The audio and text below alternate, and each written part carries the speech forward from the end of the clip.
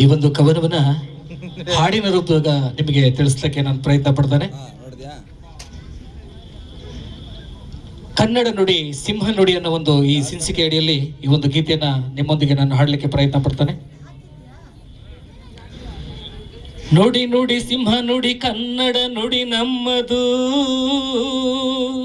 ಅಣ್ಣ ರಾಜಣ್ಣ ಹುಟ್ಟಿದ ಕರುನಾಡು, ಸಾಹಸ ಸಿಂಹ ವಿಷ್ಣುವರ್ಧನರು ಹುಟ್ಟಿದ ಈ ನಾಡು ಕನ್ನಡ ನಾಡು. ಕನ್ನಡ ಕನ್ನಡ ಡಿಮ್ ಡಿಮ ಬಾರಿಸುವ,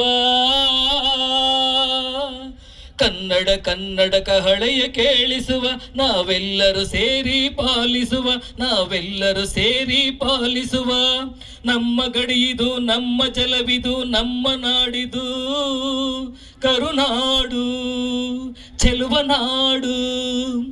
ನೂರಾರು ಕವಿಗಳು ಬೀಡು ಬಿಟ್ಟ ನಾಡು ಕನ್ನಡ ನಾಡು.